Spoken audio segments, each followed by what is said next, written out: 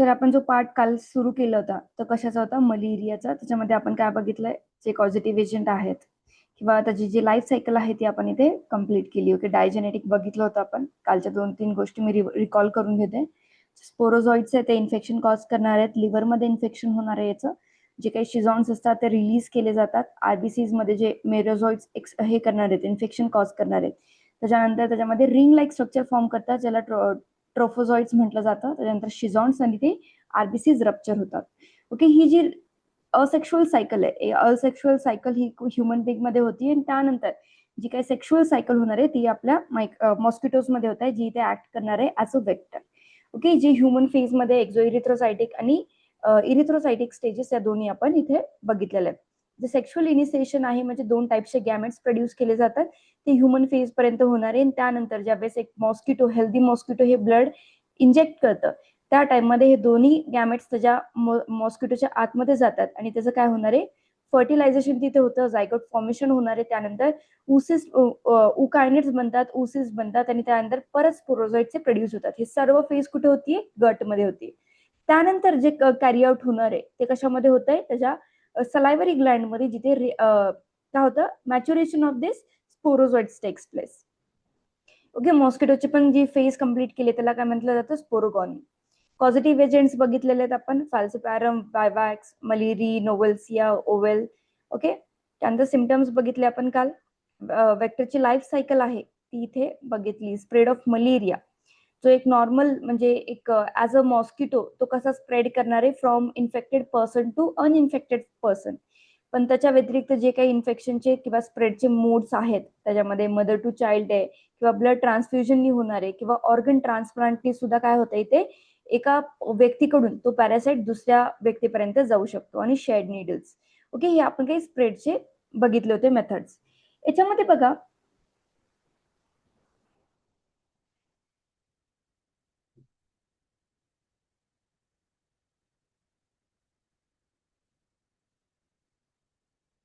आवाज येतोय ना सर्वांना क्लिअर? आता जे काही आपण इपिडेमिओलॉजी बघतो, इपिडेमिओलॉजी मध्ये आपण स्टडी करतो की कोणत्या कोणत्या क्लासेसमध्ये हे इन्फेक्शन स्प्रेड होत आहे, कोणत्या लोकांमध्ये जास्त आहे याचं इन्फेक्शन. या ज्यावेळेस सर्व आपण गोष्टी जिथे स्टडी करत असतो त्याच्यामध्ये काही टर्म्स असतात. ही टर्म्स तुम्हाला माहिती पाहिजे, कारण की एक्झाम मध्ये असं विचारलं जाऊ शकतं, annual parasite incidence EPI is related to which disease. त्यावेळेस तुम्हाला माहिती पाहिजे की काही मलेरियाच्या रिलेटेड आहे अॅन्युअल पॅरासाइट इन्सिडेन्स. त्याच्यामध्ये बघा, मलेरिया किंवा नंबर ऑफ कन्फर्म मलेरिया, ज्यावेळेस एखादा ब्लड सॅम्पल तुम्ही लॅबोरेटरीला हे देता चेक करायला, त्याच्यामध्ये त्याचं एकतर कळणार आहे की त्या व्यक्तीला मलेरिया आहे की नाही किंवा त्या व्यक्तीमध्ये मलेरियाचं इन्फेक्शन नाही. तर याच्यामध्ये काय कळतं? एकतर इन्फेक्शन आहे त्या व्यक्तीमध्ये,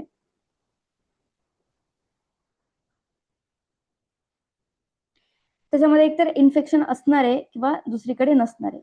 ज्या कन्फर्म्ड केसेस आहेत म्हणजे ज्यांच्यामध्ये इन्फेक्शन आहे, किती पर्सेंट म्हणजे पर 1000 पॉप्युलेशन पर इयर, याच्यामध्ये ज्यावेळेस बघितलं जातं, कॅल्क्युलेट केलं जातं, त्याला काय म्हटलं जातं? Annual parasite incidence, that is API. Okay, जे आता स्लाइड पॉझिटिव्ह रेट आहे याच्यामध्ये काय केलं जातंय? जी स्लाइड म्हणजे काय? ग्लास स्लाइड्स, ग्लास स्लाइड्स किंवा जे काही स्मिअर प्रिपरेशन आहे, तुम्ही आधी स्टडी केलं असणार किंवा DMLT जर तुमचं झालेलं असेल तर तुम्ही हे स्टडीज करता की स्मिअर प्रिपरेशन काय असतं. ज्यावेळेस ग्लास स्लाइड्स वरती तुम्ही काय करता? ब्लड सॅम्पल ऍड करणार आहे, त्याचे 1-2 ड्रॉप, आणि काय करणार? त्याला स्मिअर म्हणजे स्प्रेड केलं जातं त्याच्यावर. म्हणजे जे काही सेल्स आहेत ते कसे होत आहेत? स्प्रेड होत आहे इव्हनली. त्याच्यावरती काय केलं जातं? पुढचे जे डाईज आहेत ते इनॉक्युलेट करून त्यांचं इथे चेकिंग केलं जात आहे. तर इथे बघा, स्लाइड पॉझिटिव्ह रेट, याच्यामध्ये किती पॉझिटिव्ह सॅम्पल्स तुम्हाला इथे मिळाले आणि किती नेगेटिव्ह आहेत, यूज टू मॉनिटर ट्रेंड किंवा ट्रीटमेंट आउटकम. म्हणजे याच्यामध्ये किती जणांना ट्रीटमेंट हवी, किती पॉझिटिव्ह आहे याच्यामध्ये बघितले जाते पॉझिटिव्ह स्लाइड्स. आणि आता ते जर सेम रेशो तुम्ही हे बघताय की किती इन्फेक्शन किंवा ग्लासच्या ज्या स्लाइड्स आहेत त्या पॉझिटिव्ह आहेत, पण कशामुळे पॉझिटिव्ह आहेत? तर जे फॅल्सीपॅरम आहे, प्लाझ्मोडियम फॅल्सीपॅरम, याच्यामुळे जे काही पॉझिटिव्ह टेस्ट होत आहेत किंवा दिसत आहेत त्याला काय म्हटलं जातं? Slide फॅल्सीपॅरम rate. ओके, त्यानंतर आहे अॅन्युअल ब्लड एक्झामिनेशन रेट. म्हणजे काय, percent of population with blood smears examined per year. किती स्मिअर म्हणजे किती लोकांनी या डिसीजच्या रिलेटेड टेस्ट परफॉर्म केलेली जाते किंवा केली आहे, इन्स्टेड की त्यांना पॉझिटिव्ह रिझल्ट मिळालाय किंवा नेगेटिव्ह मिळालाय, फक्त त्यांनी यासाठी काही स्मिअरच्या टेस्ट परफॉर्म केल्यात, याला काय म्हटलं जातं, अॅन्युअल ब्लड एक्झामिनेशन रेट किंवा percent of population with blood smear examined per year. Okay, समजतंय का तुम्हाला? Yes, is it clear? Epidemiology मध्ये फक्त या टर्म्स आहेत ज्या तुम्हाला माहिती पाहिजेत. ओके,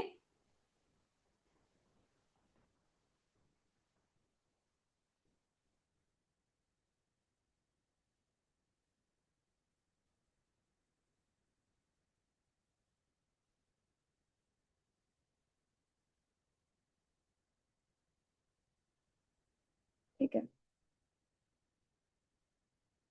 आता इंडिया मलेरिया एपिडेमिओलॉजी ही फक्त तुम्हाला एक साधारणपणे याच्यामध्ये काही फॅक्ट्स आहेत जे तुम्हाला इथे माहिती पाहिजे, जरी माहिती नसतील तर आता एक्झामच्या टाइम मध्ये तुम्ही हे स्टडी करू शकता.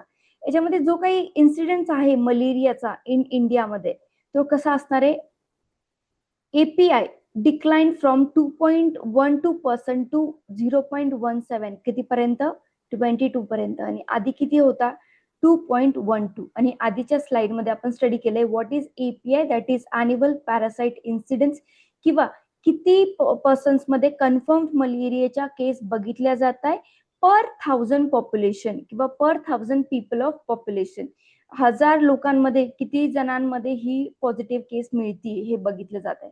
म्हणजे 92% रिडक्शन टार्गेट किंवा लेस देन 0.1% बाय 27 आपल्याला इथे करायचं आहे. आता ज्याला हिडन बर्डन किंवा हाय बर्डन म्हटलं जातं. आता हाय बर्डन म्हणजे एखादं स्टेट किंवा एखादं प्लेस ज्याच्यामध्ये जास्त अमाऊंट ऑफ याच्या केसेस बघितल्या जातात त्यांना काय म्हटलं जातं, हाय बर्डन स्टेट. म्हणजे मलेरियाच्या केसेस तिथे जास्त मिळतात किंवा एंडेमिक आहे तिथे मलेरिया.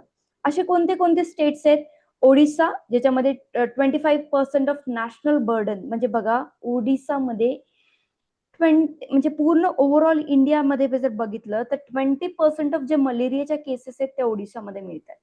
त्यानंतर झारखंड, छत्तीसगड, मध्य प्रदेश, मेघालय, मिझोराम, अरुणाचल प्रदेश, वेस्ट बेंगाल इथे सगळीकडे काय मिळतात, याच्या केसेस जास्त प्रमाणामध्ये किंवा एंडेमिक आहे.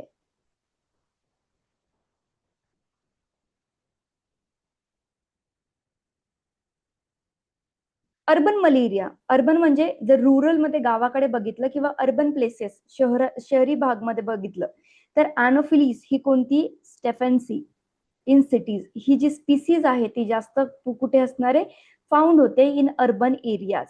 त्या व्यतिरिक्त जी दुसरी स्पीसीज आहे Plasmodium vivax dominant in urban areas. Okay, आता ह्या ज्या गोष्टी आहेत, आता तुम्हाला वाटेल की आपण कालच्या लेक्चरमध्ये जी लाईफ सायकल स्टडी केलंय, पण इथून जो सेकंड पार्ट असणार आहे सगळ्या लेक्चर्सचा त्याच्यामध्ये तुम्ही काय स्टडी करताय, एपिडेमिओलॉजी बघणार आहे, प्रोफायलॅक्सिस बघणार आहे, त्याचं स्प्रेड कसं स्टॉप करायचं, या सर्व गोष्टी सुद्धा एक्झाम्स मध्ये येतात, तर तुम्हाला या माहिती पाहिजेत. ओके, याच्यामध्ये काय असणार आहे, काही नावं असतील ना जे तुम्ही ट्रीटमेंट बघाल किंवा कोणत्या टाईपचे किमोथेरपीज घेतले जातात, मोस्टली याच्यामध्ये केमिकलचे ड्रग्सचे नावं असणार आहे, ते तुम्हाला ऍज इट इज लक्षात ठेवायचे. आता इथे फक्त इम्पॉर्टंट काय, अॅनोफिलीस स्टेफेन्सी ही कुठे असते, सिटीज मध्ये असणार आहे. सर्वात जास्त बर्डन ऑफ मलेरिया कोणत्या स्टेटमध्ये असेल असं क्वेश्चन असेल तर ओडिशा इथे प्रेझेंट असणार आहे. फॉरेस्ट मलेरिया आपण ऑलरेडी बघितलं एक किंवा अॅनोफिलीस प्लाझ्मोडियम नोवेल्सी ही कुठे प्रेझेंट असते होते, जास्तीत जास्त आधी मंकीज मध्ये प्रेझेंट होती फॉरेस्ट रिजन मध्ये. आपण त्यांच्या हॅबिटेट मध्ये गेल्यानंतर ते आपल्याकडे जास्त स्प्रेड व्हायला लागले. म्हणजे हा मलेरियाच्या केसेस कुठे, ट्रायबल एरियाज, ट्रायबल म्हणजेच काय, की जे जंगली भागामध्ये राहतात असे लोक, ट्रायबल एरियाच्या रिजन मध्ये जास्त प्रेझेंट असणार आहे आणि तिथे जास्त इन्फेक्शन कशाचं असणार आहे, Plasmodium falciparum proportion, poorest access to health care. म्हणजे अशा ट्रायबल एरियाज मध्ये तुम्ही बघितलं असेल खूप घनजाट एकदम डेन्स फॉरेस्ट मध्ये जे राहतात त्यांच्यामध्ये जे मलेरियाच्या केसेस असतात त्यांना प्रॉपरली हेल्थ केअर किंवा हॉस्पिटलमध्ये रिच आउट होण्यासाठी पण चांगलं सुविधा नसतात. ते इथे तुम्हाला सांगितले, फॉरेस्टमध्ये मलेरिया फॅल्सीपॅरम बघितले जातात आणि अर्बन मध्ये कोणत्या, अॅनोफिलीस स्टेफेन्सी ही मॉस्किटो इथे बघितली जाते. इथे सीझनल ट्रान्समिशन का लिहिलंय, कारण की तुम्हाला ऑलरेडी सांगितलं होतं ज्यावेळेस हे मॉस्किटोज काय करतात, ब्रीड करतात. ब्रीड कुठे करतात, वॉटरमध्ये. सीझनल म्हणजे रेनी सीझन मध्ये जास्त पाणी साठून राहतं, त्यावेळेस या पाण्यामध्ये हे मॉस्किटो काय करतात, एग्स ले करतात, त्यांचे हॅचिंग होते आणि तिथं मॉस्किटोचं पॉप्युलेशन जास्त प्रमाणामध्ये वाढते, हे आपण बघितलं होतं. म्हणजे सीझनल ट्रान्समिशन इथे जास्त होत आहे बिटवीन जुलै टू ऑक्टोबर, म्हणजे पोस्ट मॉन्सून किंवा मॉन्सूनच्या ड्युरेशन मध्ये यांचं जी ब्रीडिंग होणार आहे मॉस्किटोची ती जास्त होणार आहे. Some areas year round transmission म्हणजे काय, काही मॉस्किटोज आहेत जे सीझनली ट्रान्समिशन होते किंवा मलेरियाचं ट्रान्समिशन फक्त त्या टाइम मध्ये होणार आहे.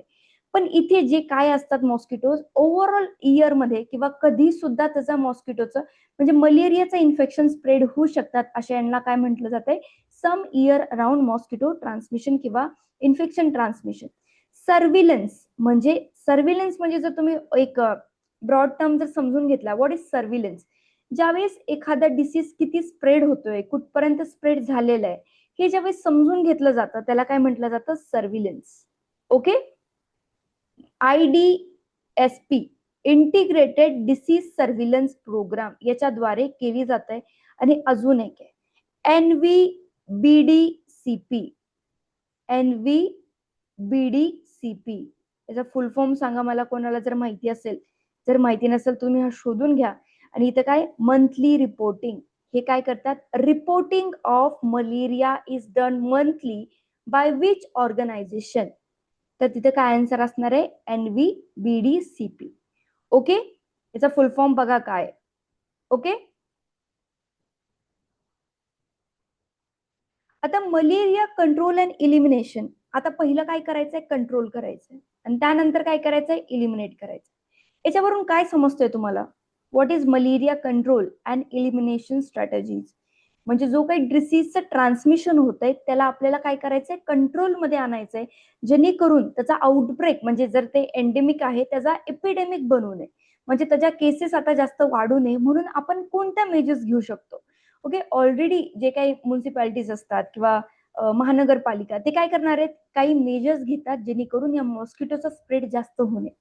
आणि त्याच्यामध्ये जर एखादा व्यक्ती असेल ज्याच्यामध्ये काय इन्फेक्शन झालेलं असेल, एखादा हेल्दी म्हणजे एक ह्युमन आहे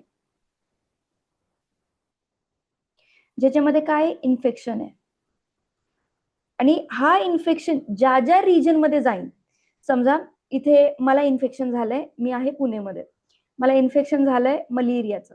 आता जर मी एखाद्या भागामध्ये गेले, समजा मी मुंबईला गेले, मी मुंबईला गेलीये, आता तिथे राहतीये, आता तिथे माझ्या बॉडीमध्ये इन्फेक्शन आहे, ज्यावेळेस एक मॉस्किटो मला बाईट करणार आहे, त्यावेळेस त्या मॉस्किटोच्या बॉडीमध्ये काय माझं ब्लड जाईल, ज्याच्यामध्ये 2 गॅमेट जातील.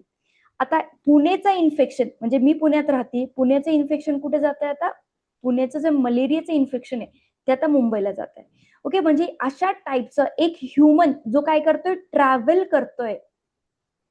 ट्रॅव्हल आणि त्याच्या बॉडीमध्ये इन्फेक्शन आहे, तो आता इन्फेक्शन कोणाला देतोय, मॉस्किटोजला देतोय. आता ते मॉस्किटो मध्ये काय होणार आहे, ही जी सायकल आपण जी बघितली होती ती सायकल कंप्लीट होणार आहे, आणि त्यांच्यामध्ये जर इन्फेक्शन आलं ते आता एका हेल्दी पर्सनला बाईट करते. आता तिथे एखादा XYZ मुलगी राहतीये, आता मला माझं जे ब्लड सॅम्पल त्या मॉस्किटोनी घेतलंय त्याच्यामधून ते 2 गॅमेट त्याच्या बॉडीमध्ये जातील, त्याचं फर्टिलायझेशन होईल, त्याच्या बॉडीमध्ये जास्त स्पोरोझॉइट्स बनतील. ओके. आता तो मॉस्किटो जाऊन एखाद्या हेल्दी पर्सनला बाईट कर, आता ते इन्फेक्शन त्याच्या बॉडीमध्ये जाणार. समजलं. म्हणजे एक व्यक्ती जो ट्रॅव्हल करतोय एका जागेवरून दुसऱ्या जागेला, त्यामध्ये सुद्धा इन्फेक्शन इथे स्प्रेड होतंय. ओके. ट्रॅव्हलनी सुद्धा इथे इन्फेक्शन स्प्रेड होतोय. जर जो ट्रॅव्हलर आहे तो कसा आहे, इन्फेक्टेड आहे, तो असतो जो इन्फेक्शन इथून एका प्लेसवरून दुसऱ्या प्लेस पर्यंत इन्फेक्शन कॉज करतोय. इथे मॉस्किटो फ्लाय होतील का, नाही, मॉस्किटो सगळीकडे असणार आहेत. ते काय करणार आहेत, फक्त जी काय अर्धी सायकल आहे ती तिथे कंप्लीट करणार आहेत. ओके. समजते इथपर्यंत. आता ज्यावेळेस तुम्ही मलेरिया कंट्रोल करायचंय तिथे कोणकोणत्या गोष्टी लक्षात घेणार, एक तर वेक्टर कंट्रोल. आपल्या याच्यामध्ये आपण ज्यावेळेस मलेरिया स्टडी करतोय त्याच्यामध्ये वेक्टर कोण आहे, yes, what is the vector, माहिती आहे का कोणाला, yes, mosquito is the vector. आता मॉस्किटोला कसं आपण कंट्रोल करू शकतो, कोणत्या अशा पद्धती असतात ज्याच्यामुळे या मॉस्किटोला काय करणारे आपण इनिबिट करणारे फ्रॉम ग्रोईंग. आता इथे आहे, first is indoor residual spraying. जे काही स्प्रेइंग केलं जातं, तुम्ही बघितलं असेल जे धूर धूर जे सगळ्या बिल्डिंग्स मध्ये हे करणार आहेत किंवा त्यांच्या किलिंगसाठी इन्सेक्टिसाइड स्प्रे केले जातात, ते कशासाठी केले जात आहेत? मॉस्किटोसाठी केले जात आहेत. म्हणजे इन्सेक्टिसाइड स्प्रे केले जातात इंडोर मध्ये किंवा वॉल्स वरती, सिलिंग्स वरती, सिलिंग्स वरच्या जे वरचे जे सिलिंग्स असतात म्हणजे रूफच्या टाईपचे, kills mosquito that rest indoor after feeding. आता तुम्हाला एक मॉस्किटोचा एक फॅक्ट सांगते मी, बऱ्याच स्टुडंटला माहिती असेल, काही जणांना माहित नसेल. मॉस्किटो ज्यावेळेस आपलं ब्लड सक करतात, म्हणजे ते त्यांच्यासाठी फूड आहे. ते फूड घेतल्यानंतर ते काय करतात? ते उडतात का? तर नाही. ते रेस्ट करतात कुठे? ज्या भिंती असतात, भिंतीवरती तुम्ही जर मॉस्किटो बघितले असतील बसलेले, त्यावेळेस तुम्ही समजायचं त्यांनी आता कोणाचं तरी ब्लड घेतलेलं आहे, त्यांचं ते फूड आहे त्यांच्यासाठी. आता ते फूड घेऊन त्या म्हणजे वॉलवरती रेस्ट करतात, म्हणजे झोपतात. ओके, तर हे फॅक्ट आहे मॉस्किटोज बद्दल, ते वॉल्स वरती रेस्ट करतात. Okay, after feeding. तर अशा टाईपच्या वॉल्स वरती पण स्प्रेइंग केलं जातं जेणेकरून हे मॉस्किटोज किल होते. म्हणजे इंडोर रेसिड्युअल स्प्रेइंग करायचंय. त्यानंतर World Health Organization recommended insecticide classes. आता तुम्हाला हे नोट डाऊन करायचं. आता कोणते क्लासेस आहेत जे तुम्हाला एक्झाम मध्ये विचारलं जाऊ शकतं की याच्यामधला कोणता क्लास असा आहे जो कशासाठी इम्पॉर्टंट आहे? इन्सेक्टिसाइड स्प्रेइंग साठी इम्पॉर्टंट आहे. तर ते आहे pyrethroids. Very important, most used. एक सॅनिटरी इन्स्पेक्टरच्या एक्झाम मधला मुंबई महानगरपालिका 2025चा क्वेश्चन आहे की याच्यामध्ये कोणतं इन्सेक्टिसाइड स्प्रे केलं जातं फॉर मॉस्किटो कंट्रोल, असा क्वेश्चन होता. ओके, त्याचं करेक्ट आन्सर काय होतं? पायरिथ्रॉइड्स. बघा इथे डीडीटी हा सुद्धा यूज केला जातोय स्प्रेइंग साठी, मॉस्किटो किल करण्यासाठी. डीडीटी पण हा स्टॉकहोम कन्व्हेन्शन एन्व्हायरमेंटच्या रिलेटेड आहे. एन्व्हायरमेंट. ओके, स्टॉकहोम कन्व्हेन्शन, त्याच्यानुसार याला काही लिमिटेशन्स लावलेले डीडीच्या स्प्रेवरती. ओके, ऑर्गॅनोफॉस्फेट स्प्रे केले जातात किंवा carbamates cover household twice year in India high burden areas. किंवा पर इयर किती टाइम? टू ऍटलिस्ट 2 टाइम हे स्प्रे केले जाते. कोणत्या? अशा स्टेट्समध्ये, अशा एरियाजमध्ये जिथे मलेरियाचं इन्फेक्शन कसं असणार आहे? जास्त प्रमाणात असणार आहे. ओके, आता ही जी आपण मेजर्स बघितले म्हणजे इन्सेक्टिसाइड स्प्रे करण्याची, ते कशासाठी करतोय? वेक्टर कंट्रोल करण्यासाठी किंवा मॉस्किटो कंट्रोल करण्यासाठी. मॉस्किटो.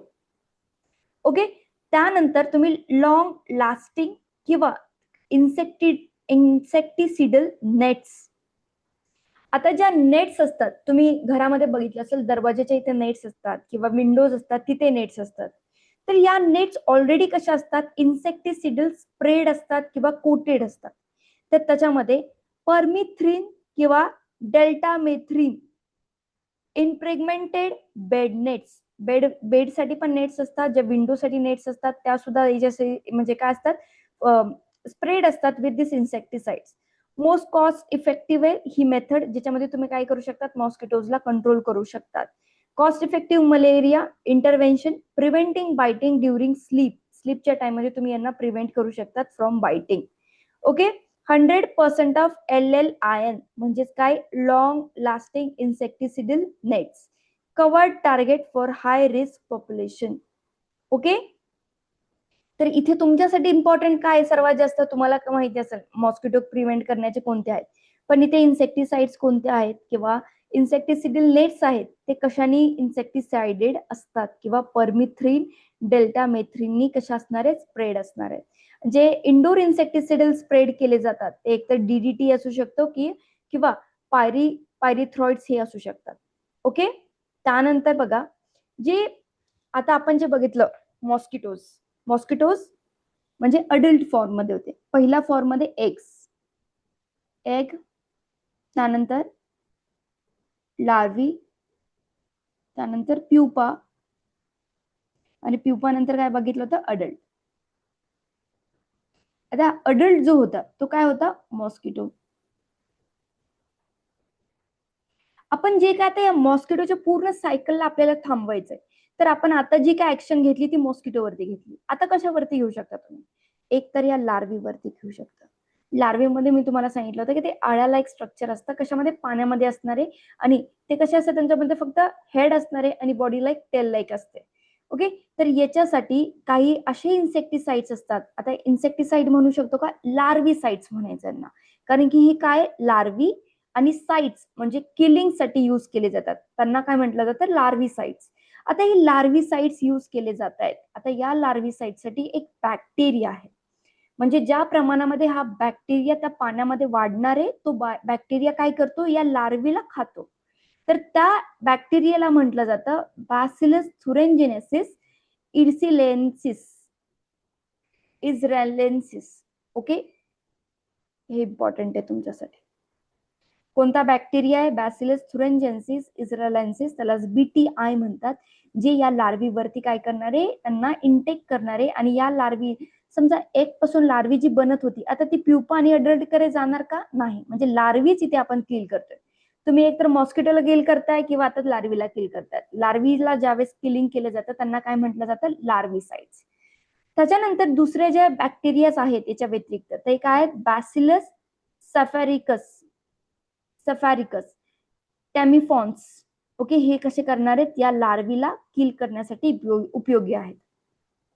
या व्यतिरिक्त काही बायोलॉजिकल एजंट्स पण वापरले जातात. आता हे काय होते, हे बॅक्टेरिया वापरत होता तुम्ही. याच्या व्यतिरिक्त अशा काही फिश पण असतात, त्याला काय नाव आहे, गॅम्ब्युसिया ॲफॅनिस. हे इम्पॉर्टंट आहे, व्हेरी इम्पॉर्टंट.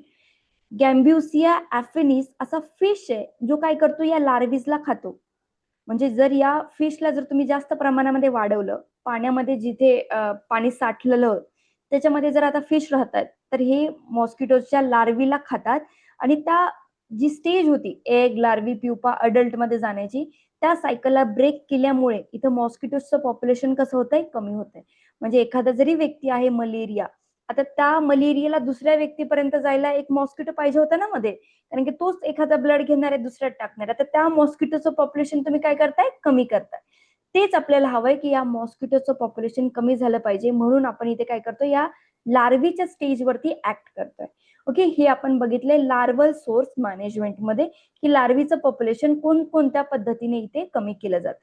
एकतर बॅक्टेरियाज वापरले जात आहे, आणि दुसरा एक फिश आहे, त्याला काय लार्विशियस फिश म्हटलं जातं, म्हणजे कारण की तो लार्वीला खातोय. पण त्याचं नाव काय, गॅम्बुसिया ॲफिनिस. ओके, समजतंय का तुम्हाला. आता जे किमो प्रिझर्वेशन आहेत त्याच्यामध्ये काय यूज केले जात आहे, जर समजा एक फिमेल आहे जिचं सेकंड ट्रायमिस्टर चालू आहे. आता जो फर्स्ट ट्रायमिस्टर पिरियड असतो तो काय म्हटला जातो साधारणपणे, जो काही तिचा ज्यावेळेस तिचं फर्टिलायझेशन होतं एक, त्यावेळेस पासून ते तिच्या 12th वीक पर्यंत, 12th वीक, त्या पिरियडला फर्स्ट ट्रायमिस्टर म्हटलं जातं. आणि त्यानंतर 13th वीक पासून जो टाइम स्टार्ट होणार आहे त्याला सेकंड ट्रायमिस्टर म्हटलं जातं. या सेकंड ट्रायमिस्टर मध्ये तिला काही असे किमो प्रिझर्वेटिव्ह किंवा असे ड्रग्ज दिले जातात जेणेकरून तिला मलेरियाचं इन्फेक्शन होणार नाही. त्यालाच काय म्हटलं जातं, सल्फॅडॉक्झिन पारमिथ्रिमाइन. ओके, हे लक्षात ठेवा. हा कोणाला दिला जातो, एका फिमेलला किंवा एका मदरला जी तिच्या सेकंड ट्रायमिस्टर मध्ये आहे. ओके, इथे कशासाठी, सीजनल मलेरिया किंवा किमो प्रिझर्वेशन साठी दिलं जात आहे इन 3 to 59 मंथ्स इन सहिल.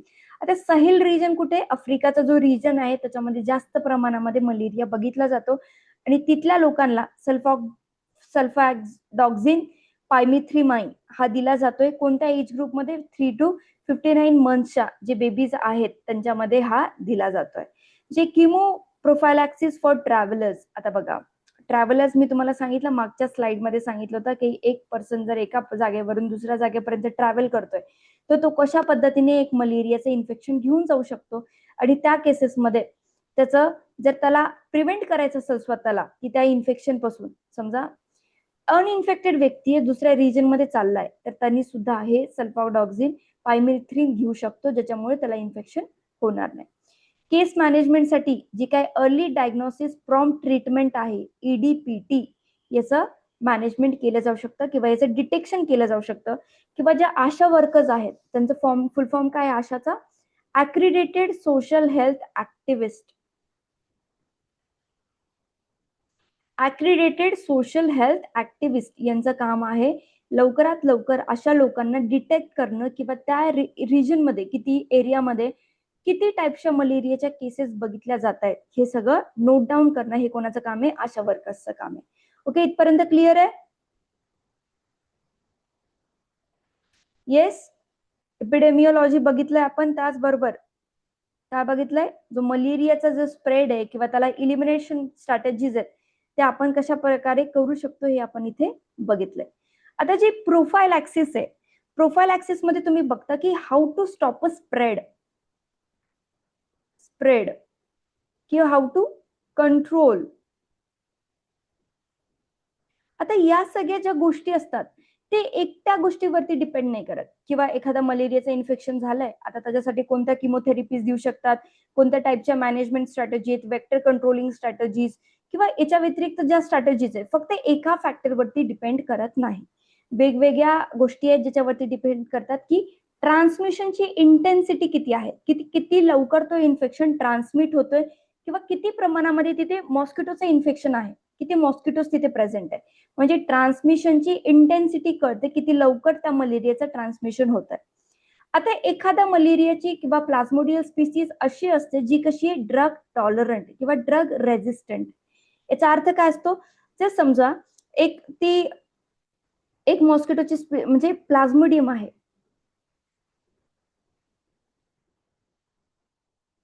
जर याच्यासाठी ड्रग ए काम नसेल करत तर या केसमध्ये त्याला ड्रग बी दिला जातो. याच्यामध्ये आपण बघूयात आता जी ट्रीटमेंट बघणार आहे त्याच्यामध्ये कोणकोणत्या टाईपचे ड्रग्स दिले जातात मलेरियाच्या मध्ये हे सुद्धा आपण इथे बघतोय. पण जर हा प्लाझ्मोडियम जर ड्रग ए साठी रेझिस्टंट आहे तर त्या रिजन मध्ये ड्रग ए चा वॅक्सिन किंवा ड्रग्ज देऊन चालेल का? तर नाही. तर तुम्हाला हे माहिती पाहिजे त्या त्या एरियामध्ये ते जे काही प्लाझ्मोडियलच्या स्पीसीज आहेत त्या कोणत्या ड्रगला रेझिस्टंट आहेत. कारण की तुम्ही बघा तेच मॉस्किटोज असणार आहेत, तेच एक्स ले करणार आहेत, तर तिथूनच त्यांचं काय होणार आहे? हॅचिंग होते आणि तिथेच मॉस्किटोज बनतील. म्हणजे या स्पीसीज कोणत्या तरी ड्रगला रेझिस्टंट असल्या तर त्यांचे फ्युचर जनरेशन पण त्या ड्रगसाठी काय असतील? रेझिस्टन्स असतील. तर हे तुम्हाला ड्रगच्या कंट्रोलिंग मध्ये माहिती पाहिजे की कोणत्या टाईपच्या ड्रगला ते रेझिस्टंट आहेत, त्यांची ट्रान्समिशन इंटेन्सिटी किती आहे, ड्युरेशन ऑफ ट्रॅव्हल, एखादा व्यक्ती जर ट्रॅव्हल करत असेल कोणत्या कोणत्या याच्यामध्ये गेलाय, तो इन्फेक्टेड आहे की नाही हे माहिती पाहिजे. आणि इंडिव्हिज्युअल पेशंट फॅक्टर्स याच्यामध्ये काय येतं? त्याची प्रेग्नन्सी आहे की नाही, त्याच्यामध्ये त्याचं रिनल म्हणजे काय किडनीचं फंक्शनिंग कसं आहे, त्याचं हिपॅटिक फंक्शनिंग कसं आहे याच्यावरती सुद्धा कळतं की त्या व्यक्तीमध्ये इंडिव्हिज्युअल मध्ये एखादं जर मलेरियाचं इन्फेक्शन असेल तर तुम्ही त्याला कसं कंट्रोल करताय हे सुद्धा याच्यावरती डिपेंड करणार आहे. हे कशामध्ये बघतोय आपण? Profile axis of malaria. त्यानंतर बघा आता कंट्रोल करायचं तुम्हाला मलेरिया, तर हे किती लेवल्स मध्ये केलं जाऊ शकतं? एक पर्सनल लेवलवरती जात आहे किंवा वेक्टरला कंट्रोल केलं जात आहे. त्यानंतर तुम्ही बघणार आहेत किंवा जीन थेरपीज आहेत ते ओव्हरऑल मॉस्किटोच्या कंट्रोलसाठी कसं काम करतात. ज्यावेळेस तुम्ही पर्सनल प्रोटेक्शन साठी स्टडी करणार आहे की एखाद्या व्यक्तीला इंडिव्हिज्युअली इन्फेक्शन होऊ नये किंवा मॉस्किटो बाईट करू नये म्हणून तुम्ही ज्या मेथड्स म्हणजे हे करणार आहेत, यूज करणार आहेत त्याला म्हटलं जातं पर्सनल प्रोटेक्शन मेजर्स. ओके, तर याच्यामध्ये काय? Insect repellent. तुम्ही बघितलं असेल ज्यावेळेस एखादा व्यक्ती म्हणजे छोटे मुलं बाहेर खेळायला जातात तर त्यांच्या आई त्यांच्या हाताला किंवा बॉडीला काही जेल्स लावतात जेणेकरून त्यांना मॉस्किटो बाईट करणार नाहीत. अशा टाईपचे म्हणजे काय? इन्सेक्ट रिपेलंट, म्हणजे तिथे मॉस्किटो त्याला बाईट करणार नाही. इथे काय वापरलं जात आहे? DEET. याला NN डाय इथाइल मेटाट्युलोअमाइड असं म्हणतात. त्याचा फुल फॉर्म लिहून ठेवा, इम्पॉर्टंट आहे. 20-50% मोस्ट एव्हिडन्स बेस्ड आहे किंवा सेफ ज्या प्रेग्नेंट वुमेन आहेत त्यांच्यामध्ये पण हा सेफ असणार आहे आणि 2 मंथ्सहून जास्त चिल्ड्रन्स मध्ये याचा वापर केला जाऊ शकतो. जी स्किन एक्सपोज्ड आहे म्हणजे आपल्या स्किनच्या वरती याचा वापर होणार आहे. Reapply every 4 to 6 hours. आणि याच्यामध्ये पिकार्डिन आहे 20% कंपेरेबल टू DEET. म्हणजे याच्यामध्ये प्रेझेंट काय असणार आहे? पिकार्डिन. ओके, हे इम्पॉर्टंट आहे. न प्रोटेक्टिव्ह क्लोदिंग, आता तुम्ही एकतर स्वतःच्या स्किनला कव्हर करताय किंवा ते इन्सेक्टिसाइड लावून जेणेकरून काय केलं करताय तुम्ही तिथे मॉस्किटो त्याला बाईट नाही होणार. पण इथे प्रोटेक्टिव्ह क्लोथिंग पण तुम्ही एक मेथड चूज करू शकता, जिथून तुम्ही फुल स्लीव्हचे क्लोथ घालणार, जेणेकरून तुम्हाला मॉस्किटो बाईट नाही होतील. म्हणजे लॉंग स्लीव्हचे शर्ट्स तुम्हाला हे करायचे, लॉंग ट्राउझर्स किंवा ड्युरिंग डस्ट किंवा डाऊनच्या टाइममध्ये, इव्हनिंगच्या टाइममध्ये ज्यावेळेस मॉस्किटोज बाईट करतील, या टाइमला तुम्हाला फुल स्लीव्ह जर तुम्ही घातले तर तुम्हाला इथे मॉस्किटो बाईट करणार नाही. आता ऑलरेडी याच्याबद्दल बघितलंय आपण. लॉंग लास्टिंग इन्सेक्टिसिडल नेट्स, जे काही नेट्स असतात जे कशा असतील, इन्सेक्टिसिडल ऑलरेडी स्प्रेड असतील, अशा नेटचा वापर करून त्या मॉस्किटोच्या स्प्रेडला तुम्ही काय करताय किंवा मॉस्किटोला घरामध्ये एंटर करण्यापासून स्टॉप करताय ना. विंडोज आणि डोअर स्क्रीनिंग, डोअरच्या साईडला किंवा विंडोजच्या एंट्रीजला काय करू शकता तुम्ही, या मॉस्किटोच्या नेट्स लावू शकता, जेणेकरून मॉस्किटोज त्या फाईन नेटच्या आतमध्ये, मेशच्या आतमध्ये एंटर करणार नाही. एअर कंडिशनिंग तिथे प्रॉपर पाहिजे. एअर कंडिशनिंग जर नसेल तर मॉस्किटो काय होतात, तिथे जास्त प्रमाणामध्ये वाढतात. मॉस्किटो कॉइलचा इथे वापर केला जातो, ज्याच्यामध्ये काय असतं, ॲलिथ्रिन किंवा पायरिथ्रॉइड बेस्ड असणारे, limited evidence but widely used. Okay, आता वेपरायझर्स एवढे वापरत नाही किंवा मॉस्किटोच्या कॉइल सुद्धा एवढा वापरत नाहीत, पण आधी याचा वापर जास्त प्रमाणात होतो, ज्याच्यामध्ये काय होतं, ॲलिथ्रिन किंवा पायरिथ्रॉइड. ओके,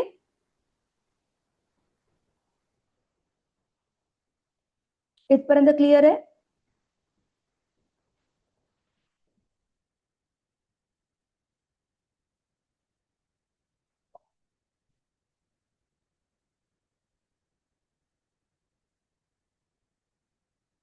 ओके, आता जे तुम्ही बघितलं, पर्सनल प्रोटेक्टिव्ह मेथड्स तुम्ही बघितले, किंवा कशा टाईपचे रिपेलंट्स, क्लोदिंग, जे काही डोर्स आणि विंडोज आहेत तिथे तुम्ही काय करू शकता, मेश अप्लाय करू शकता, ज्यामुळे काय होते, मॉस्किटो आतमध्ये येणार नाहीत.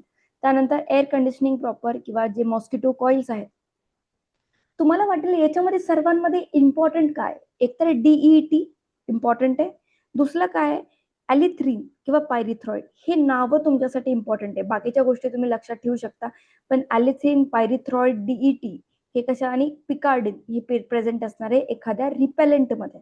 ओके, त्याच प्रमाणामध्ये ज्यावेळेस आपण वेक्टर कंट्रोल करतोय कम्युनिटी लेवलला, मॉस्किटोजचं जे पॉप्युलेशन स्प्रेड होणार आहे त्याला जर आपल्याला कंट्रोल करायचं असेल, तर इंडोर रेसिड्युअल स्प्रेइंग तुम्हाला करायचंय. जे काही इंडोर प्लेसेस आहेत जिथे मॉस्किटो वाढू नये म्हणून तुम्हाला इथे स्प्रेइंग करायचं आहे. Application of residual insecticides on indoor wall ceiling, ते ऑलरेडी बघितलं आपण. पायरिथ्रॉइड्स, परमिथ्रिन, डेल्टामेथ्रिन, अल्फा सायपरमेथ्रिन आणि बायफेअर, हे इम्पॉर्टंट आहे, हे नोट डाऊन करा. जे रेसिड्युअल स्प्रेइंग आहे त्यांच्यामध्ये काय काय इन्क्लुडेड आहे, जर असा क्वेश्चन आला तर तुम्हाला हे माहिती पाहिजे. ओके, हे सर्व नावं तुम्हाला माहिती पाहिजे. तर लार्वल सोर्स मॅनेजमेंट ऑलरेडी आपण बघितलं, याच्यामध्ये काही बॅक्टेरियाज यूज केले जातात, काही फिशेस यूज केले जाणार आहेत, म्हणजे याला काय म्हटलं जातं, बायोलॉजिकल कंट्रोल, किंवा फक्त तुम्ही इन्सेक्टिसाइड स्प्रे करून न करता काही बायोलॉजिकल जे लिव्हिंग स्पीसीज आहेत त्यांच्याद्वारे पण या मॉस्किटोजच्या स्पीसीजचं किंवा मॉस्किटोजला पण तुम्ही कंट्रोल करू शकतात, हे इथे बघितलं जातं. याच्या व्यतिरिक्त अजून काय केलं जाऊ शकतं, कोणाला माहितीये का? येस, याच्या व्यतिरिक्त अजून कोणत्या मेथड्स यूज केले जातात मॉस्किटोला कंट्रोल करण्यासाठी, कोणी काय ऐकून आहे का? पेस्टिसाइड्स वगैरे स्प्रेड केले जात आहे यामध्ये. येस, इन्सेक्टिसाइड्स, पेस्टिसाइड्स म्हणू शकतात. मोस्टली पेस्टिसाइड्स या पेस्ट कंट्रोल करण्यासाठी असतात, जे शेतामध्ये बघितलं तुम्ही असं, त्याला इन्सेक्टिसाइड्स तुम्ही म्हणू शकतात. ओके, याच्या व्यतिरिक्त कोणत्या मेथड्स असतात? येस, बाकीचे स्टुडंट्स तुम्ही पण इंटरॅक्ट करू शकता, तुम्ही सांगू शकता जर तुम्हाला काही माहिती असेल. येस, सचिन, श्रुती.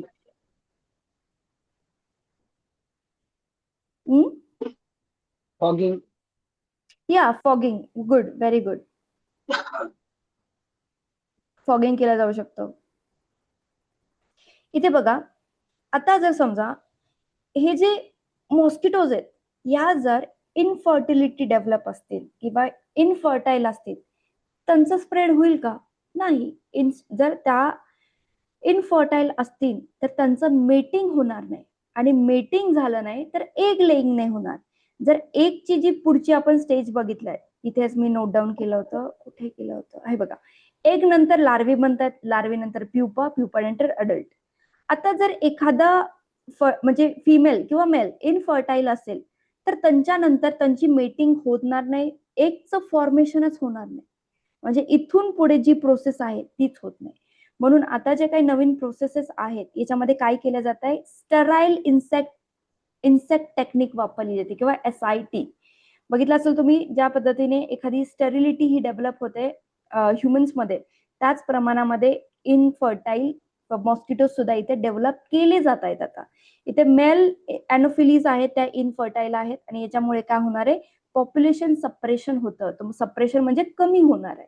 ओके, तर या प्रमाणामध्ये बघितले जर मॉस्किटो ब्रीडिंग नाही होणार, ब्रीडिंग जर झाली नाही तर एग लेईंग नाही होत आणि एगच्या पुढच्या जे स्टेजेस आहेत अडल्ट पर्यंत या सर्व डेव्हलप नाही होत. याच्यामुळे मॉस्किटोचंच पॉप्युलेशन कमी होते. मॉस्किटोमध्ये जर पॉप्युलेशन कमी झालं मॉस्किटोचं, तर जो एका इन्फेक्टेड पर्सन कडून इन्फेक्शन दुसऱ्या पर्सनकडे, म्हणजे बघा, इन्फेक्टेड पर्सन कडून दुसऱ्या पर्सनकडे हेल्दी पर्सनकडे घेऊन जाणारे जे हे होते एजंट्स, ते कोण होते, मॉस्किटो. आता हे मॉस्किटोजच नसतील तर हे इन्फेक्शन जाईल का, नाही जाणार. तर याच्यासाठी हे जे मॉस्किटोज आहेत हे कमी करण्यासाठी स्टराईल इन्सेक्ट टेक्निक सुद्धा वापरली जाते, ज्याच्यामध्ये मेल स्टराईल असतील, ज्याच्यामुळे फिमेल यांचं ब्रीडिंग होत नाही आणि मेटिंग न झाल्यामुळे एगचं फॉर्मेशन इथे होणार नाही. हे आता यूज केलं गेलंय का, तर नाही. याचे फील्ड ट्रायल्स चालू आहेत, जे कसे आहेत, ऑनगोईंग ट्रायल्स आहेत. तर याच्यामध्ये बघा, जीन ड्रिव्हन टेक्नॉलॉजी, आता CRISPR ही काय एक टेक्निक आहे. जसं PCR आपण बघतो, पॉलिमरेज चेन रिएक्शन, तशा टाईपमध्येच एक CRISPR एक टेक्निक आहे, ज्याच्यामध्ये काय केलं जातं, तुम्ही जीनला एडिट करू शकता. याच्यामध्ये जीन एडिट करून फिमेलला इनफर्टाईल बनवलं जातं. आता फिमेल इनफर्टाईल असतील तर सेम इनफर्टिलिटी डेव्हलप होईल, त्याच्यामध्ये मेटिंग नाही होणार, मेटिंग मध्ये एग फॉर्मेशन नाही होत आणि एग फॉर्मेशनमुळे लार्वा प्युपा अडल्ट बनत नाहीत. तर याच्यामध्ये परत काय, मॉस्किटोचं पॉप्युलेशन कमी केलं जातं. ओके, क्रिस्परच्या याच्यामुळे फिमेल्समध्ये इनफर्टिलिटी डेव्हलप होणार आहे, ज्याच्यामुळे पॉप्युलेशन कशाचं कमी होत आहे, अॅनाफिलीचं पॉप्युलेशन कसं होणार आहे, कमी होणार आहे. पण तुम्ही बघा, ही इनफर्टिलिटी एखाद्या याच्यामध्ये डेव्हलप करून ही एथिकल आहे का, एथिकली नाही. ओके, तर याच्यामध्ये जी काही एथिकल किंवा इकोलॉजिकल स्क्रुटिनी आहे त्याच्यामुळे ती जी डेव्हलप होतीये, किंवा आता आपण बघतोय, तुम्ही रेशीम उद्योग बघितला असेल, ज्याच्यामध्ये रेशीमच्या ज्या आळ्या असतात त्यांचा वापर केला जातो. ज्यावेळेस त्यांचा प्युपा म्हणजे ते स्वतःच्या भोवती जो ककून फॉर्म करतात, त्याच्या आतमध्ये ते असतात, त्यांना जर आपण गरम पाण्यामध्ये टाकलं तर ते काय होतं, ते रेशीमचे धागे त्याच्यातून निघतात. तर त्याच्यामध्ये आपण काय करतोय, आपल्या स्वतःच्या वापरासाठी आपण ते जे ककून आहेत त्यांना गरम पाण्यात टाकतोय. जर टाकलं नसतं तर काय झालं असतं, ते ककून मधून जे बटरफ्लाय, मॉथ म्हणतात त्याला, ते बटरफ्लाय बाहेर आलं असतं. ओके, पण आपल्याला ते रेशीमचा उद्योग करायचा किंवा रेशीम पाहिजे म्हणून आपण त्यांना काय करणार आहे, गरम पाण्यामध्ये टाकतो आणि त्यांना किल करतो. तर तसं बघितलं तर आपण आपल्या म्हणजे याच्यासाठी, आपल्या कन्व्हिनियन्ससाठी किंवा आपल्या वापर व्हावा त्या गोष्टींचा म्हणून आपण या इन्सेक्ट्सला किल करतो, हे इकोलॉजिकली करेक्ट नाही. म्हणून मग ते मॉस्किटो असू दे किंवा ह्या असू द्या, किंवा बॉम्बेक्स मोरी जी इन्सेक्टचा अळीचं नाव आहे, त्याच्यामध्ये जी रेशीम उद्योग मध्ये वापरली जाते, यांचा जो वापर करतो हे योग्य नाही. म्हणजे हे काय इथिकल आणि इकोलॉजिकल स्क्रुटिनी आहे किंवा एक चुकीची पद्धत आहे, म्हणून याचा असा वापर केला नाही जात. पण याचे फील्ड ट्रायल्स केले गेलेत, ज्याच्यामध्ये बघितलं जातं की CRISPR-9 इन्फर्टिलिटी डेव्हलप होऊ शकते, किंवा आधीच्या याच्यामध्ये बघितलं आपण इन्फर्टिलिटी डेव्हलप केली जाते मेल्समध्ये, इथे बघितली होती इन्फर्टिलिटी डेव्हलप केली जाते फिमेल्समध्ये. या प्रोसेसनी सुद्धा इथे थांबवलं जाऊ शकतं. याच्यानंतर अजून एक इम्पॉर्टंट गोष्ट आहे, त्याचं नाव आहे वॉलबाचिया, WOLBचिया, वॉलबाचिया. आता हा काय असणार आहे, हा एक इन्सेक्ट असतो किंवा बॅक्टेरिया म्हणू शकता तुम्ही, बॅक्टेरिया. आता जे हे मॉस्किटो आहेत ना, ज्यावेळेस मॉस्किटोमध्ये या बॅक्टेरियाचा आपण स्प्रेड करतो. आता मॉस्किटोमध्ये ज्यावेळेस त्यांच्या सलायव्हरी ग्लँड्समध्ये स्पोरोझोइड्स डेव्हलप होत असतात ना, हे बॅक्टेरिया त्या स्पोरोझोइड्स वरती हे करतात, म्हणजे त्यांना इंटेक करतात, त्यांना खातात. त्याच्यामुळे काय होतं, मॉस्किटो दुसऱ्याला बाईट तर करते, पण त्याच्यामध्ये स्पोरोझोइड्स त्याच्यामध्ये जाणार का, तर नाही. याच्यामध्ये मलेरियाचे पॅरासाइटचा जो प्लाझ्मोडियलचं जे इन्फेक्शन स्प्रेड होण्याची प्रक्रिया आहे, त्याच्यामध्ये काय होतं, लॅग होतोय आणि ते होणार नाही. म्हणजे इथे जे बॅक्टेरिया आहेत त्यांचं नाव काय, वॉलबाचिया, हे काय करतात, त्या स्पोरोझोइड्स वरती त्यांना इंजेस्ट करताय, इनटेक करताय त्यांचा, आणि स्प्रेड ऑफ जे इन्फेक्शन आहे plasmodial infection from healthy unhealthy person to healthy person, तर ते काय होणार आहे, ते स्टॉप होणार आहे. डिफरंट फ्रॉम वॉल्बच्या यूज फॉर ड्रग. आता हे डेंग्यूच्या याच्यामध्ये वेगळं आहे, पण इथे आपण जे बघतोय वॉल्बच्या फॉर मलेरिया, बघितलंय ट्रान्समिशन जे आहे त्याच्यामध्ये स्टॉप होईल ऑफ प्लाझ्मोडियल. ओके, तर याच्यामध्ये आपण काही प्रोसेसेस बघितल्या ज्याच्यामध्ये तुम्ही वेक्टरला कसं कंट्रोल करताय किंवा पर्सनल लेवल पर्यंत कशा पद्धतीने कंट्रोल करताय याचं इन्फेक्शन, दॅट कम्स अंडर प्रोफायलॅक्सिस. प्रोफायलॅक्सिस मध्येच हे आपण बघतो की कोणत्या पद्धतीने तुम्ही हे मलेरियाचं ट्रान्समिशन स्टॉप करू शकता. ओके, इथपर्यंत कळाले सगळ्यांना? ठीक आहे. आता जे किमो प्रोफायलॅक्सिस आहे, किमो प्रोफायलॅक्सिस मध्ये आपण काय बघितलं? प्रोफायलॅक्सिसचा अर्थ काय सांगितलं मी तुम्हाला? Controlling the spread. Okay, controlling the spread. आता इथे काय किमो प्रोफायलॅक्सिस म्हणजे काही ड्रग्स यूज केले जात आहे. ड्रग्स म्हणजे बघा, आता काही जणांना दोन टाईपचे ड्रग्स असतात. एक असतात थेरॉपेटिक ड्रग आणि दुसरा ड्रग कोणता असतो? अब्युसिव्ह ड्रग. जो एक ड्रग आपण आपल्या बॉडीच्या कोणत्या ॲबनॉर्मॅलिटीज असते, कोणत्याही म्हणजे पेन असेल त्याला रिलीफ करायला, ते कमी करायला ज्यावेळेस एखादा ड्रग वापरतोय त्याला म्हटलं जातं फार्माकोलॉजिकल ड्रग किंवा थेरॉपेटिक ड्रग. आणि एक ड्रग ज्याचा काय अब्यूज वापर केला जातो किंवा एक रॉंग यूज केला जातो, दोज आर द अब्युसिव्ह ड्रग. आपण ज्या ड्रग्स बद्दल बोलतो इथे ते कोणते ड्रग आहेत? एक थेरॉपेटिक ड्रग आहे, फार्माकोलॉजिकल ड्रग आहे. फार्माकोलॉजिकल ड्रग ते ड्रग्स आता बघा इथे कोणते? ऑटोवॅकोन किंवा प्रोग्नालिन, मॅलॅप्रोन म्हणतात, मॅलॅरोन. आता याचं नाव काय आहे किंवा याची पद्धत काय आहे घेण्याची? 250 to 100 mg once daily. Okay, यांचे फक्त तुम्हाला इथे नावं लक्षात ठेवायचे. तर तुम्हाला वाटेल की एवढे सारे ड्रग्स आहेत, तुम्हाला कसं लक्षात ठेवायचंय? फक्त तुम्हाला इथे काही नावं माहिती पाहिजेत आणि कोणत्या डिसीजच्या रिलेटेड हे आहेत एवढं जरी तुम्हाला माहिती असेल तर एक्झामसाठी म्हणजे एवढं काफी आहे. जी काही एक्झाम आहे तुमची ती ऑब्जेक्टिव्ह टाईप आहे, तुम्हाला इथे फक्त एमसीक्यूज इथे माहिती असणं गरजेचं आहे. आणि एमसीक्यूज साठी कशा टाईपचे क्वेश्चन्स येतात त्याच्याकडे लक्ष ठेवा. कोणत्या टाईपचा ड्रग आहे? डॉक्झीसायक्लिन किंवा मेफ्लोक्विन आणि क्लोरोक्विन. आता इम्पॉर्टंट सर्वात जास्त क्लोरोक्विन आहे, लिमिटेड एरियामध्ये दिला जातोय किंवा हा मेफ्लोक्विन आहे, लॅरियम याला म्हटलं जातं. 250 mg दिलं जातो वीकली, स्टार्ट 3 weeks बिफोर किंवा कंटिन्यू 4 weeks आफ्टर जे काही इन्फेक्शन होणार आहे त्याच्यामध्ये. तर याचा असा वापर होतोय हे तुम्हाला माहिती पाहिजे. डॉक्झीसायक्लिन 100 mg मध्ये घेतला जातो daily, continue for 4 weeks after it runs, किंवा कॉस्ट इफेक्टिव्ह आहे. प्रोटेक्ट्स अगेन्स्ट काय? रिकेटशियल डिसीजेसच्या प्रती सुद्धा आपल्याला काय देतोय? प्रोटेक्शन देतोय. लेप्टोस्पायरोसिस, आपल्याला हा डिसीज स्टडी करायचा, लेप्टोस्पायरोसिस. ओके, समजतंय तुम्हाला? हे फक्त ड्रग्स आहेत आणि तुम्हाला फक्त माहिती पाहिजे की कोणता आहे आणि कशाच्या रिलेटेड आहे. तेवढं जरी माहिती असेल तर एवढं इनफ आहे तुमच्या एक्झामसाठी. ओके, डॉक्झीसायक्लिन, मेफ्लोक्विन, क्लोरोक्विन आणि प्रोग्वॅनिल.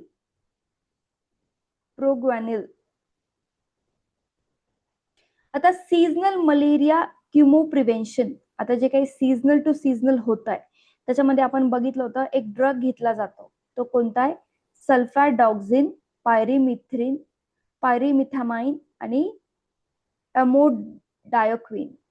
एमोडायोक्विन हा दिला जातो. मास ड्रग ऍडमिनिस्ट्रेशन मध्ये entire population given anti malarial regardless of infection. याच्यामध्ये एखादा पॉप्युलेशन मध्ये जरी मलेरियाचं इन्फेक्शन नसेल पण त्यांना मलेरियाचे डोसेस दिले जातात जेणेकरून त्यांच्यामधलं जे इन्फेक्शन आहे ते कमी व्हावं. इथे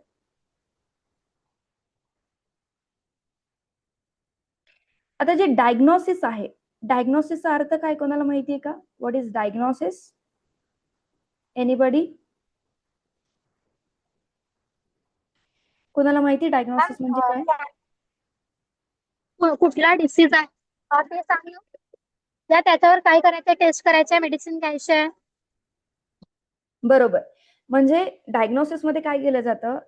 आपले ब्लड सॅम्पल्स, युरिन सॅम्पल्स किंवा जे कोणते हे असू शकतात सेरिब्रो स्पायनल फ्लुइड्स पण असू शकतात. तर या सॅम्पल्सला स्टडी केलं जातं, डिटेक्ट केलं जातं की एखाद्या व्यक्तीला कोणत्या टाईपचा डिसीज झालाय, म्हणजे डायग्नोज केलं जात आहे, बघितलं जात आहे त्या व्यक्तीला कशा टाईपचं इन्फेक्शन आहे, जेणेकरून आता जे काही त्याचे रिझल्ट असतील त्याच्यावरती डॉक्टरसाठी त्या काय बनतात, एक गाईडलाईन्स बनतात ज्याच्यावरती डॉक्टर्स काय करतील, त्यांची ट्रीटमेंट डिसाईड करतील. म्हणजे हे डायग्नोसिस आहे हे कशाद्वारे केलं जात आहे किंवा कशा पद्धतीने बघितलं जात आहे एखाद्या व्यक्तीला मलेरियाचं इन्फेक्शन आहे की नाही. एक तर आहे कलेक्शन. आता कलेक्शन काय असणार आहे, तुमचं ब्लड. आता इथे ईडीटीए का लिहिलंय, व्हॉट इज ईडीटीए? ईडीटीए बघा, ईडीटीए इज अ अँटी कोॲग्युलेंट. लिहून घ्या तुम्ही हे, अँटी कोॲग्युलेंट. आता ईडीटीए ब्लड म्हणजे जर समजा तुम्ही कोणाच्या घरी गेलेत आणि तिथून ब्लड सॅम्पल घेतला असेल, तिथून जर समजा तुम्ही 2 तासानंतर तुमच्या लॅबमध्ये आले आणि मग टेस्टिंग सुरू करताय, सेम पद्धती ते ब्लड तसंच राहणार आहे का? नाही. ते कसं होऊ शकतं, थोडं गुठळ्या बनू शकतात किंवा काही प्रमाणामध्ये ते सॉलिडिफाय होऊ शकतं. That is coagulation of blood. Okay, ते प्रिव्हेंट करायचे. कारण की ज्या पद्धतीने तुम्ही आता त्याच्यावरती टेस्ट कराल किंवा तुम्ही बघाल तर तसे सेम रिझल्ट आधी सारखे ते देत नाही. याच्यासाठी ईडीटीए ब्लड पाहिजेत किंवा दुसरं काय, फिंगर प्रिक. कारण की तुम्हाला इथे काय बनवायचे, स्मिअर्स बनवायचे. स्मिअरसाठी तुम्हाला 1-2 ड्रॉप्स ऑफ ब्लड सुद्धा इनफ आहे. फिंगर प्रिक केलं जाऊ शकतं किंवा ईडीटीए ब्लड इथे घेतलं जात आहे. आता एक्झाम मध्ये असं क्वेश्चन आय थिंक विचारला गेलाय की which of the following is a anti coagulant. तर इथे लक्षात ठेवा, EDTA is one of the anti coagulant. Okay, आणि ही टेस्ट एव्हरी 12 to 24 आवर्स केली जाते, जोपर्यंत एखादा तुम्हाला कळत नाही. म्हणजे 4 टाइम्स, ऍटलीस्ट 4 टाइम्स ही टेस्ट परफॉर्म केली जाते, ज्याच्यामध्ये बघितलं जातं त्याचं जे स्मिअर आहे किंवा त्याचं जे ब्लड सॅम्पल आहे ते पॉझिटिव्ह आहे का निगेटिव्ह आहे. याच्यामध्ये सेम पद्धतीने थिक स्मिअर बनवले जातात आणि काही याच्यामध्ये थिन स्मिअर बनवले जातात आणि ते सुद्धा आयडेंटिफाय केले जातात. आता वेगवेगळे काय असतात याच्यामध्ये डाईज यूज केले जातात, पण ज्यावेळेस तुम्ही मलेरियासाठी हे करतायत, टेस्टिंग करतायत, तर याच्यामध्ये कोणत्या टाईपचा डाय यूज केला जातो? जर असा क्वेश्चन असेल तर तुम्हाला माहिती पाहिजे Giemsa. One of the very important question diagnosis मध्ये तुम्हाला ही माहिती पाहिजे. समजा आपण ज्या काही दुसऱ्या प्रोसेसेस करणार आहे त्याच्यामध्ये पीसीआर बघतो आपण किंवा अजून एक क्यूपीसीआर म्हणजे क्वांटिटेटिव्ह पीसीआर. त्यानंतर इलायसा सुद्धा परफॉर्म केलं जाऊ शकतं की अँटीबॉडीज प्रेझेंट आहेत का. पण ज्यावेळेस तुम्ही स्मिअर प्रिपरेशन करता, डाईंग करता, त्याच्यासाठी इम्पॉर्टंट आहे की कोणत्या टाईपचा डाय तिथे यूज केला जातोय, तर दॅट इज जिम्सा. आणि याच्यामध्ये काय केलं जातं, हा स्पेसिफिकली जो जिम्सा आहे तो पॅरासाइट डिटेक्शनसाठी केला जातो. म्हणजे समजा आपले जे आरबीसीज आहेत, ब्लड स्मिअर घेताय तुम्ही, ब्लड सॅम्पल, त्याच्यामध्ये जे मोनोसाइट्स असतात त्याच्यामध्ये काय हे पॅरासाइट्स डेव्हलप होणार आहे की आरबीसीज मध्ये हे पॅरासाइट्स डेव्हलप होतील. जे पॅरासाइट्स असतील ते कसे अपिअर होतील, याच्यामध्ये ब्लू सायटोप्लाझम, त्यांचा जो सायटोप्लाझम असतो तो ब्लू अपिअर करतो विथ रेड पर्पल न्यूक्लियाय. त्यांचा जो न्यूक्लियस आहे तो कसा असणार आहे, रेड किंवा पर्पल कलरचा इथे दिसतो आणि ब्लू सायटोप्लाझम दिसतं. ओके, जर ब्लड स्मिअर असेल त्याच्यामध्ये तुम्ही डाय लावता यायला आणि 30 to 40 मिनिट्स ठेवणार आहेत. त्यानंतर बघितला जातो त्याला मायक्रोस्कोपच्या अंडर. मायक्रोस्कोपच्या वेळेस पण तुम्ही 100x वरती बघणार आहे ऑइल इमर्शन लेन्सेसने. ओके, ते ज्यावेळेस ऑइलमध्ये इमर्स करता ते 100x च्या लेन्सेस तुम्ही आणि चेक करता, तर त्याच्यामध्ये जर तुम्हाला हे डिटेक्ट झालं की कसं आहे, ब्लू सायटोप्लाझम आहे, रेड पर्पल न्यूक्लियस आहे त्याचा, तर ते काय असतात, पॅरासाइट्स असतात. आणि पॅरासाइटचं जर डिटेक्शन करताय तर ती म्हणजे तुम्ही एक्झॅक्टली म्हणजे जसं की ते वेक्टर बोर्न डिसीजेस आहेत, डेंग्यू, मलेरिया, याच्यासाठी ही जिम्सा टेस्ट परफॉर्म केली जाते. ओके, तर कोणत्या डाय आहे, जिम्सा डाय. ओके, हा एक हॉलमार्क आहे, म्हणजे तुम्हाला माहितीच पाहिजे कोणत्या टाईपचा स्टेन यूज केला जातोय, डाय यूज केला जातोय त्या टेस्टनुसार. आता जर तुम्ही आपण मलेरिया स्टडी करताय तर तुम्ही नोट डाऊन करा की मलेरियासाठी कोणता स्टेन यूज केला जातोय, जिम्सा. त्यानंतर जे इम्पॉर्टंट आहे मॉलिक्युलर डायग्नोसिस.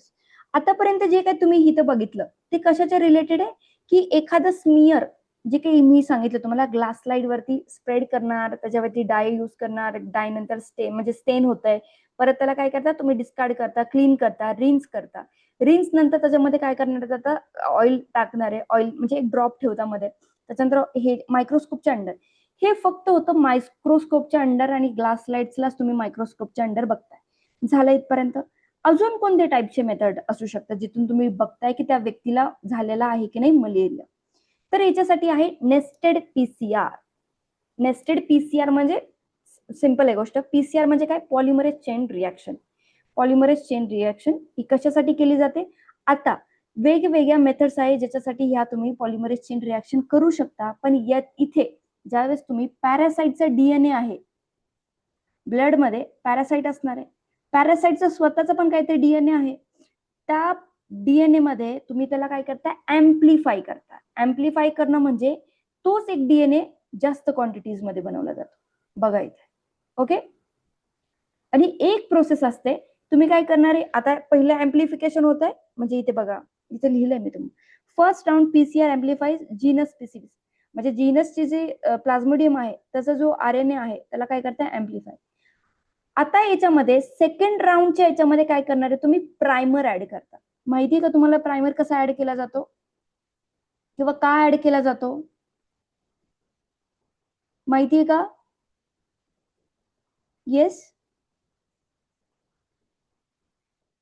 ठीक आहे, मी सांगते तुम्हाला. बघा, प्रायमर काय केला जातो? तर समजा तुमच्याकडे ऑलरेडी सिक्वेन्स आहे प्लाझ्मोडियमचा जो डीएनए, समजा मी आपले ह्युमन डीएनए सारखं तुम्हाला शिकवते इथे. समजा जो त्याचा प्लाझ्मोडियमचा डीएनए त्याची सिक्वेन्स काय? ATGC AGC. समजा ही काय आहे? प्रायमरचा डीएनए. म्हणजे तुम्हाला माहिती जो प्लाझ्मोडियम आहे त्याचा डीएनए हा आहे. ओके, तुम्हाला एवढं माहिती आहे. पण याच्यामध्ये एक्झॅक्टली तुम्हाला मिळणार नाही. काही स्ट्रँड्स असे ब्रेक असतात. ओके, काही प्रमाणामध्ये ब्रेक झालेले असतील. पण तुमच्याकडे जर ऑलरेडी सिक्वेन्स असेल, तुम्ही त्या सिक्वेन्सला काय करताय? ऍम्प्लिफाय करताय.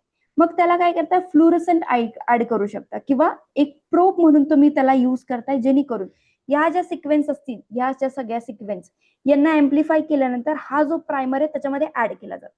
आता जर समजा इथे या डीएनए मध्ये जर ACGC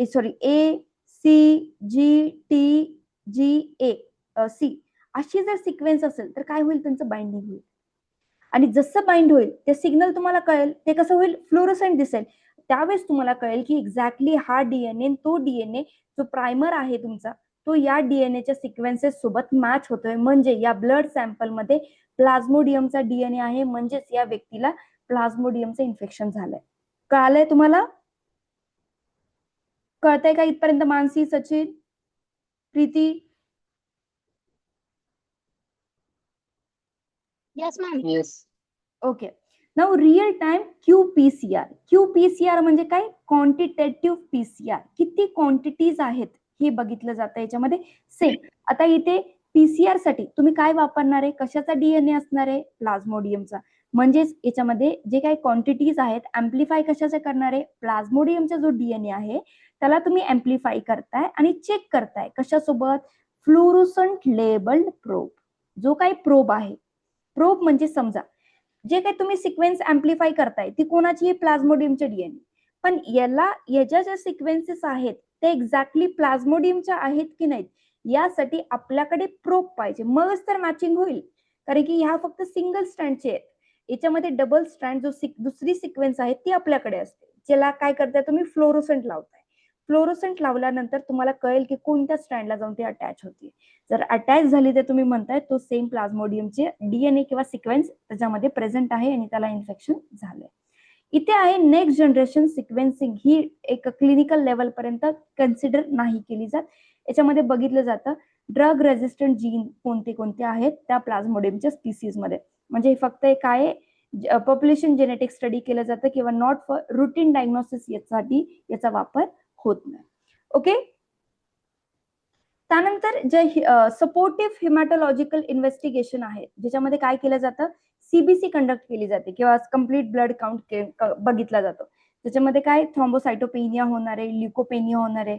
म्हणजे जे प्लेटलेट्सचा काउंट आहे तो कमी होतोय, ल्युकोपेनियाचा काउंट कमी होतोय.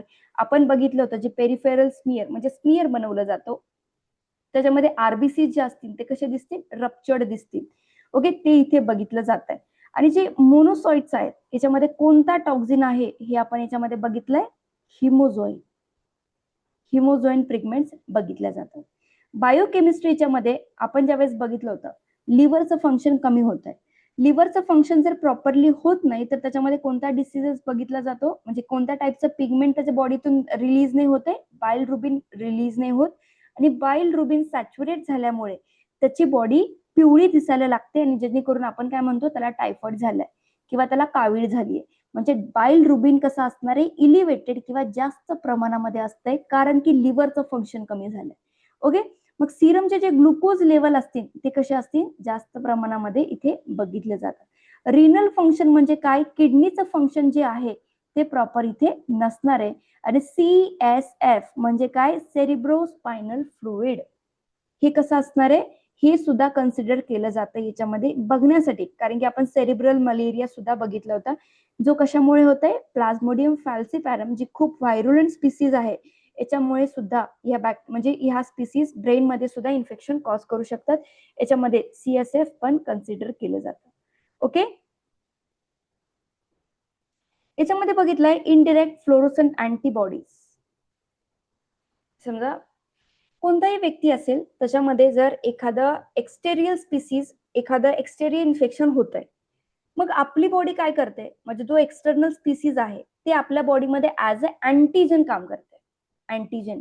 ओके, आणि आपली बॉडी काय करणार आहे, याच्या प्रती अँटीबॉडीज प्रोड्यूस करते.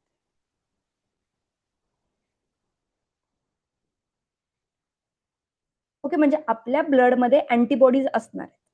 आता याच्यामध्ये काय केलं जातं, already ELISA technique in enzyme linked immunosorbent assay मध्ये ऑलरेडी याच्यामध्ये काय असतात, हे जे असतील ते काय असणार आहेत, अँटीजन्स असतील. आणि जे आपलं ब्लड आहे त्याच्यामध्ये त्याला सेंट्रीफ्यूज करून जे सिरम आहे तेवढंच घेतलं जातं. आता या सिरम मध्ये काय असतील, या अँटीबॉडीज असतील. हे काय आहेत, सगळे अँटीजन्स. आता ह्या अँटीबॉडीज जे फ्लोरोसेंट लेबल्ड आहेत हे यांच्यामध्ये इनॉक्युलेट केले जातात, आणि त्याच्यानंतर त्यांना रन केलं जातं, म्हणजे थोड्या टाइमपर्यंत ठेवलं जातं आणि नंतर चेक केलं जातं हे फ्लोरोसन्स दाखवत आहेत का. जर हे बाइंड झाले तरच फक्त काय दाखवतात, ते फ्लोरोसेंट दाखवतात. आणि फ्लोरोसेंट त्याच वेळेस दाखवत आहेत ज्यावेळेस आपल्या ब्लडमध्ये अँटीबॉडीज आहेत. आपल्या बॉडीमध्ये अँटीबॉडीज का असतील, कारण की आपल्याला त्याचं इन्फेक्शन झालंय, राईट. तर याच्या अशा टाईपच्या टेक्निक्सने आयडेंटिफाय केलं जातं की त्या व्यक्तीमध्ये ते इन्फेक्शन झालंय की नाही. म्हणजे जर आपल्या बॉडीमध्ये अँटीबॉडीज आल्या तर त्याचा अर्थ काय, इन्फेक्शन आपल्याला झालेलं आहे. तर या टाईपच्या टेस्टमध्ये हे बघितलं जातं. इथे इलायझा ऑलरेडी मेन्शन केलंय, याच्यामध्ये बघितलं. आता हे anti-MSP1 हे काय आहे, हा अँटीजन आहे. आता अँटीजन कोणाच्या वरती असणार आहे, जो काही तुमचा प्लाझ्मोडियम आहे त्याच्यावरती जे अँटीजन्स असतात त्याच्या प्रती हे अँटीबॉडीज प्रोड्यूस केले जातात. आता या अँटीबॉडीज चेक केले जातात युज्ड इन वॅक्सिन ट्रायल्स. हे डायग्नोसिस म्हणजे रुटीन डायग्नोसिस मध्ये नाही केलं जात, फक्त जे वॅक्सिन प्रोडक्शन ते आहे, म्हणजे त्या प्रोसेसेस आहेत त्याच्यामध्ये हे बघितलं जातं. रॅपिड मलेरिया सिरोलॉजी सुद्धा बघितले जाते, not valid for clinical use. Okay, फक्त हे तुम्हाला माहिती पाहिजे, कारण की इथून पुढे जे काय आपण टेक्निक स्टडी करणार आहे, मी तुम्हाला PCR एवढ्या डिटेलमध्ये का सांगतेय, कारण की फर्स्ट टाइम तुम्ही आपल्या जे लेक्चर्स आहेत त्याच्यामध्ये फर्स्ट टाइम तुम्ही PCR बघताय किंवा इलायझा ही जी प्रोसेस सांगितली फर्स्ट टाइम बघणार आहेत, कारण की याच्यानंतर जे काही डायग्नोसिस प्रोसेस मोस्टली सगळ्यांसाठी सिमिलर असतात, पण तुम्हाला तुमचं बेसिक जरा इथे झालं पाहिजे म्हणून मी तुम्हाला जरा डिटेलमध्ये सांगितलं. इथपर्यंत कळालंय का तुम्हाला? हा, ट्रीटमेंट बघा. ट्रीटमेंट सुरू करण्याच्या आधी आपला जो सिलेबसमध्ये फर्स्ट टॉपिक आहे आणि त्याच्या खाली जो सेकंड टॉपिक आहे त्याच्यामध्ये एक स्पेशली नोट डाऊन केलंय की treatment related to malaria and filaria. म्हणजे तुम्हाला डिटेलमध्ये जी ट्रीटमेंट मलेरियाची आहे ती स्टडी करायची, प्लस फिलेरियाची स्टडी करायची. म्हणून इथे मलेरियामध्ये मी परत ट्रीटमेंट नाही सांगते तुम्हाला. ओके, जो काही ट्रीटमेंटचा पार्ट आहे मलेरियाचा तो आपण डिरेक्टली तिथे बघूयात. बाकी आता जो उद्या टॉपिक आपण सुरू करतोय डेंग्यू, तर डेंग्यूचा ट्रीटमेंट सुद्धा आपण कव्हर करणार आहोत. फक्त जो काही मलेरियाची ट्रीटमेंट आहे ते उद्या आपण म्हणजे जो सेकंड पॉईंट सुरू करू त्याच टाइम मध्ये बघणार आहोत. ओके, इथपर्यंत कळालंय का तुम्हाला? येस, जो काही आपला पार्ट आहे तो आपण इथे कव्हर केलेला आहे मलेरियाचं. जे डायग्नोस्टिक्स टेस्ट आहेत, फक्त तुम्हाला थोडंसं डिफिकल्ट काय वाटेल, किमोप्रोफायलॅक्सिस. ओके, किमोप्रोफायलॅक्सिस एकदा समजून घ्या, त्याच्यामध्ये कोणकोणते ड्रग्स आहेत एकच मिनिट. हा, हे ड्रग्स तुम्हाला एकदा बघायचे. इथपर्यंत कळालंय तुम्हाला? Yes,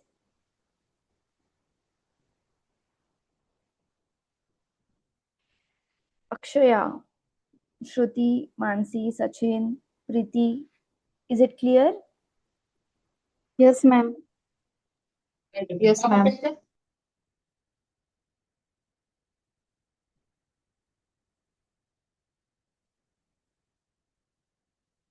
Just a minute.